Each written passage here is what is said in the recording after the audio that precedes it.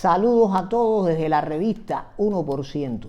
Agradecimientos a los que siguen adquiriendo la revista, a los que se han interesado por la censura que tuve en Amazon, la revista que me censuraron. A todos los que me escriban se la voy a mandar por free, se la voy a mandar gratis, para que vean por qué no quieren que esa revista esté ahí. Pero igual, no tengo cómo agradecer tantas cosas. Hoy mismo me llamó un joven de Arizona y se ofreció para ayudarme a hacer una página web y que no las tenga que vender ahí en Amazon. En fin, estoy recibiendo muchas muestras de cariño de muchos lugares y eso vale más que cualquier cosa. Les voy a hablar de las 4 formas de dividirnos, que es un video interesante también como otro que de hace unos días, que si no lo han visto se lo recomiendo, que son las 4 formas de gastar el dinero. Bueno, vamos a ver hoy las 4 formas de dividirnos. Y esto viene voy a mencionar a un personaje conocido, pero esto fue una tónica del socialismo de muchos pensadores, de dividir en 2 grandes grupos, dividiendo en 2 grandes grupos, los obreros, la llamada clase obrera, y los ricos, los malos, los burgueses, y como clases antagónicas. Ese discurso, incluso antes de la Revolución de Octubre, ya era fallido, después de la muerte de Marx, porque ya en el capitalismo los obreros estaban subiendo su nivel de vida de una manera tal, aquí en los Estados Unidos, a partir también de las 4 grandes cosas que revolucionaron y aumentaron el nivel de vida de todo el mundo, que fueron los ferrocarriles con Vanderbilt, el petróleo con Rockefeller, el acero con Carnegie y la industria de los automóviles con Ford. Cuando esas cosas empiezan a propagarse, la riqueza se empieza a crear, se empieza a repartir mucho más la riqueza, que es la manera que los socialistas no entienden, en que todo el mundo puede mejorar. Y a los obreros se le fue bastante ese interés en hacer una revolución para atacar a los malvados capitalistas, porque estaban aumentando su nivel de vida. Desde luego el discurso socialista se mantenía, pero ya era un discurso fallido. ¿Y qué pasa cuando todo esto sigue en el transcurso de los años y ahora en la actualidad? No tiene sentido ninguno dividirnos en clase obrera y ricos explotadores. Entonces lo que nos han tratado es de dividir en grupos minoritarios, en grupos de minoría, y entonces emergerse ellos, en este caso aquí los demócratas, los socialistas, como defensores de esas minorías. Aquí han aprovechado 4 grandes grupos de minorías. Hay otras formas de dividirnos, pero voy a hablarle de las 4 de las fundamentales. El tema del racismo, que lo han usado explotando aquí a las personas de la raza negra, manipulándolos, incluso los políticos de la raza negra manipulando a su propia gente. El tema de la ideología LGTB, luchar por los derechos de esas minorías, como si aquí no hubiera una constitución que le diera derechos iguales a todo el mundo, independientemente de su orientación sexual. El tema de la inmigración, como punto número 3, dividirnos entre legales e ilegales, que ellos no le llaman ilegales, le llaman indocumentados.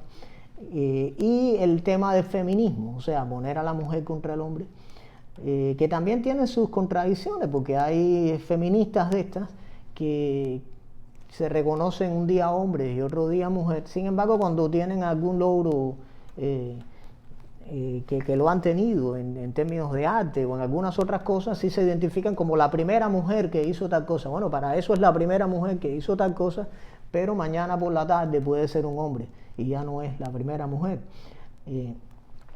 Estos 4 grupos los han dividido y han puesto aquí en los Estados Unidos en una tensión social, y han utilizado para eso a los jóvenes en las escuelas, en las universidades, y a la prensa como propaganda, para que todos estos antagonismos lleven a la gente a odiarse o incluso a disgustos entre las propias familias. O sea, la destrucción de la familia no la están haciendo solamente con la agenda LGTB, impulsando el homosexualismo, el lesbianismo y todas estas cosas en las escuelas, niños pequeños, lo están haciendo también dividiendo las familias por sus opiniones políticas, lo cual es muy propio de los socialistas. Y si no, que vayan a ver Alemania, cómo las personas se denunciaban en su propia familia, dentro de su propia familia, y también pasaba en Cuba, que los cubanos saben perfectamente de lo que estoy hablando, como muchas familias se disgustaron. toda esta agenda. Ayer yo hice un video de las escuelas, y en las escuelas hay una agenda feroz y constante impulsando todas estas cosas, que lo que hacen es destruir a Estados Unidos como nación, porque es importante mantenernos como nación. Por eso Estados Unidos llegó a ser lo que fue, porque se hizo una nación a pesar de que se hizo con inmigrantes que venían de todas partes. Y eso no fue, por ejemplo, lo que pasó en Europa, que había muchas naciones separadas, pero no tenían esa misma identidad que se logró aquí. Por eso aquí salió, y porque vale la palabra decir imperio, y en Europa habían tantas divisiones. A pesar de que el tamaño de Europa cabe varias veces dentro de Estados Unidos, y si te pones a ver la cantidad de estados que hay aquí son muchos más países que los que hay en Europa, en extensión territorial. Las noticias, por ejemplo, de las escuelas, y voy a hablarle un poquito de noticias que tengo hoy de cada uno. Entonces son noticias. El Departamento de Educación de Oregón propone eliminar el racismo en las matemáticas. Bueno, no sé cómo podría ser eso. A lo mejor encuentran que el número 2 es más racista que el número 7. Son cosas tan ridículas, porque entonces se sientan pensadores a buscarle la cuarta pata a la mesa para justificar que hay racismo aquí. Y veo en el artículo, porque ya es demasiado ya para ponerse a leer todas esas cosas, que dice que hay una cultura de la supremacía blanca infiltrada en las clases de matemáticas. Y que entonces, por ejemplo, los ejercicios, en vez de enfocarse en buscar la respuesta correcta, deberían al menos enfocarse en buscar dos soluciones al mismo problema. Porque parece que el right answer, esa palabra le suena racista. ¿A ustedes le ven algo? No, no se rían. Incluso vi un comentario abajo que dije, bueno, dice alguien que comentó debajo del artículo, dice, bueno, ojalá que esas personas no se pongan a estudiar carreras estas de ingeniería o arquitectura, cuando si no tienes la respuesta correcta a la que va, se te podría caer un edificio, si tienes más de una respuesta. Eso es uno de los comentarios que vi ahí. Entre paréntesis, en medio de toda esta burbuja de alucinación en la que nos tienen, vi una foto de una banda en Washington, en el estado, tocando música, y los muchachos de high school dentro de como de unas bolsas verdes así, aislados. Parecía una película de ciencia ficción, y no me voy a meter en el temita de la enfermedad, que también de eso tengo mis opiniones. Vi una actividad en una de las escuelas. Las personas me están mandando muchas cosas y voy a tratar de hablar de todas ellas, sobre los derechos civiles en 1964, y preguntaban qué injusticias sufrió este grupo minoritario en el pasado. Acuérdense lo que le dije al principio del video, dividirnos en grupos, lo cual fue real, que las personas de la raza negra sufrieron injusticias en el pasado, pero fíjense cómo le dan la vuelta venenosa a la situación. Después dice, ¿qué esperanza tiene este grupo en el futuro? Como si ahora mismo aquí las personas de la raza negra no fueran millonarios, ni tuvieran un montón de ventajas que tienen, con leyes de discriminación hasta positiva, que voy a traer el libro de Thomas Sowell, la discriminación positiva en su momento, para hacer un video de eso. Y después la tercera pregunta dice, ¿qué podemos hacer ante las desventajas de muchas de estas minorías? O sea que estas personas, estas minorías están aquí en desventaja en los Estados Unidos, y ¿qué nosotros podemos hacer? Esas son las actividades que le están poniendo a muchachos de corta edad. Vimos ahora otra actividad en otra escuela que me están mandando, donde han comparado un discurso de Biden con John Lewis. John Lewis fue un senador que murió no hace mucho tiempo, que fue uno de los que estuvo junto a Martin Luther King en la ley de derechos civiles, o luchando por la ley de derechos civiles, por que se respetara plenamente la ley de derechos civiles. Porque la gente no sabe que aquí se hizo una ley de derechos civiles casi 100 años antes del tiempo de Martin Luther King. En 1875 se pasó y se aprobó en el gobierno, en el Congreso y en el Senado, y en tiempos de los republicanos. Y esa ley nunca se respetó en los estados del sur durante casi 100 años. Fíjense que estoy hablando de 1875 a 1964, que que fue donde participó Martin Luther King. Y durante esos casi 100 años, todos los racistas demócratas del sur no respetaron nunca esa ley, porque los estados tienen sus leyes particulares.